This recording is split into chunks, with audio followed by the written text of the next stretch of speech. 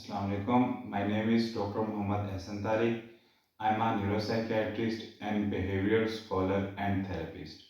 आज हम तारिक सरदार brain clinic Faisalabad में बात करेंगे घबराहट, परेशानी, जनरलाइज्ड एंजाइटी डिसऑर्डर में होने वाली ओवर थिंकिंग के बारे में। अब तकरीबन 80% पेशेंट्स जो हमारे पास आते हैं वो फीमेल्स होती हैं। साइकाइट्री के अंदर वैसे भी प्रेवलेंसेस होने के चांसेस, बीमारी होने के चांसेस औरतों में ज़्यादा होते हैं। 2 to 1 और 3 to 1% की रेशो है जो भी हमारे पास ज़्यादा इन आर मेजॉरिटी ऑफ इलनेस। इसकी वजूहात पर भी हम बात करेंगे। हमारे सेटअप के मुताबिक फैसलाबाद एंड पेरिफेरी में मेल्स, क्योंकि वे ज़्यादातर बाहर काम करते हैं, उनको सोशल सपोर्ट ग्रुप मिल जाता है और वो कुछ नेगेटिव कोपिंग स्ट्रेटजीज़, मनफी राह निजात जैसे कोई एडिक्शन, इस तरह की चीज़ों में ज़्यादा इन्वॉल्व हो जाते हैं। Females majority of the cases घर रहती हैं ज़्यादातर, तो उन लोगों को ये इश्यूज़ ज़्यादा आते हैं। अब ऑलमोस्ट जितनी भी आती हैं फीमेल्स हमारे पास, वो दो बातें, एक ओवर सेंसिटिव, उसके बारे में हम बाद में बात करेंगे, कुछ सख्त और रूड बात है। ओवर थिंकिंग, हर बंदी कंप्लेंट करती है ओवर थिंकिंग की। जनरलाइज्ड एंजाइटी डिसऑर्डर में जैसे हम पहले बात कर चुके हैं, ये एक नॉर्मल इननेट इंस्टिंक्ट है हमारी, एनिमलिस्टिक इंस्टिंक्ट।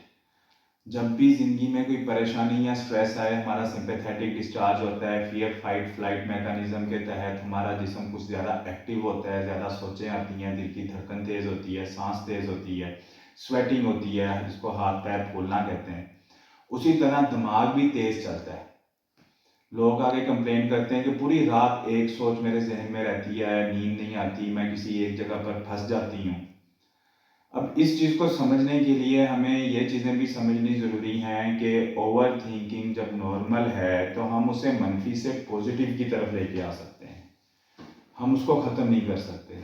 मेडिसिन से हम और साइकोथेरेपी से, मेडिसिन से हम किसी हद तक सुकून दे सकते हैं, नींद को बेटर कर सकते हैं, स्लीप को इम्प्रूव कर सकते हैं, लेकिन इस ओवर थिंकिंग को मनफी की बजाय पॉजिटिव में बनाने के लिए हमें दो चीज़ें समझनी होंगी। सोचें, जो हमें किसी भी स्ट्रेस या परेशानी की सूरत में आती हैं, वो प्रॉब्लम सेंटर्ड, प्रॉब्लम ओरिएंटेड, या जो मसला दरपेश आया उसके बारे में हो सकती हैं, या उसमें से निकलने के लिए सोल्यूशन ओरिएंटेड, सोल्यूशन सेंटर्ड, या जो मसले का हल है उसके ऊपर हो सकती हैं। अगर तो हम प्रॉब्लम ओरिएंटेड सोचों को ज़्यादा अपने जहन में रखेंगे, इसको हम एक मिसाल से समझते हैं। अगर किसी इंसान की जॉब चले जाती है, नुकसान हो जाता है, अगर तो वो प्रॉब्लम के बारे में ज़्यादा सोचे कि क्यों हुआ, कैसे हुआ, अगर मेरे बॉस हेल्प करते, अगर मेरे कोलीग सपोर्ट करते, अगर मेरी फैमिली सपोर्ट करती, तो वो उस प्रॉब्लम के बारे में ज़्यादा सोचेगा। या ओवर थिंकिंग उसको एंजाइटी, डिप्रेशन, मेंटल इलनेस करवाएगी, उसे हमारे पास आना पड़ेगा, मेंटल हेल्थ प्रोफेशनल के पास। दूसरी में सोल्यूशन ओरिएंटेड, मसले का हल क्या है, अगर वो उस चीज़ के बारे में ज़्यादा सोचे कि मैंने अपने आप को इम्प्रूव करना है, मैंने नेक्स्ट फलानी जगह पर किसी और जगह पर अप्लाई करना है, एज मुनासिब है तो मैंने कोई नई डिग्री लेनी है, कोई नई थेरेपी, कोई नई चीज़ सीखनी है, तो वो उसको मोटिवेशन देगी, एनर्जी देगी। वही सोच, वही ओवर थिंकिंग नेगेटिव भी हो सकती है, पॉजिटिव भी हो सकती है। बंदे को मसले में फंसा के बीमारी भी करवा सकती है, मेंटल इलनेस, और उसका हल सोचने में मोटिवेट करके कामयाब भी कर सकती है। ये टोटल हमारे हाथ में है। ओवर थिंकिंग हमारे हाथ में नहीं है। स्ट्रेस के दौरान दिमाग ज़्यादा तेज़ काम करेगा, चीज़ों को ज़्यादा सोचेगा। वो सोचना क्या है ये हमारे हाथ में है, उसको हम बेहतर कर सकते हैं। जैसे हम पहले बात कर चुके हैं कि मेंटल इलनेस के अंदर जो हम सोचते हैं, जो हमारी थिंकिंग है, वो रिफ्लेक्ट करती है हमारे इमोशंस को, जज्बात और एहसासात को। और जो हमारे इमोशंस होते हैं, they lead to our behaviours.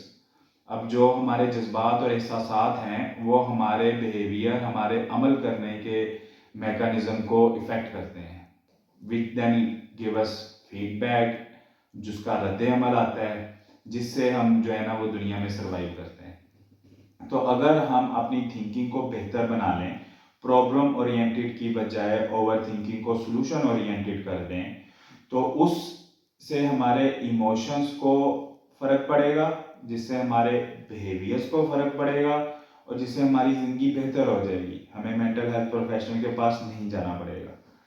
اب دوسری جو موسٹ پریولنٹ پریزنٹنگ کمپلینٹس ہیں ہماری فیمیلز کی اوور تھنکنگ کے بعد, وہ ہے اوور سینسٹیو ہونا. چیزوں کو زیادہ فیل کرتے ہیں. وہ جنرلی انگزائٹی کے اندر جب رونگٹے کھڑے ہوتے ہیں, سمپیتھیٹک ڈسچارج ہوتی ہے, تو آپ کی ساری سینسز, دیکھنا, سونگنا, اسمیل کرنا, محسوس کرنا, سننا, ہر چیز بڑی ہوتی ہے. آپ کو ساتھ والے کمرے کی بھی آواز آ رہی ہوتی ہے, آپ کو بندے کی شکل دیکھ کے سمجھ آ رہی ہوتی ہے کہ یہ کیا چاہ رہا ہے. انگزائٹی میں, گھبراہٹ میں, پریشانی میں, اسی وقت انسان اپنے آپ کو ضرورت سے زیادہ سینسٹیو کہتا ہے کہ مجھے لوگوں کے فیشیل جیسچر سے سمجھ آ جاتی ہے, مجھے وہ پنچ کرتے ہیں, مجھے وہ تنگ کرتے ہیں. یہ ایک جنرلائز انگزائٹی میں نارمل چیز ہے, اوور سینسٹیو ہونا. اب ہم سارے لوگ, بینگ بیہیویئر تھراپسٹ, میں یہ بات سمجھانا چاہتا ہوں اپنے ویورس کو, اپنی آڈینس کو, ہم سارے لوگ ایک طرح پیدا ہوتے ہیں. ہمارے ایک جیسے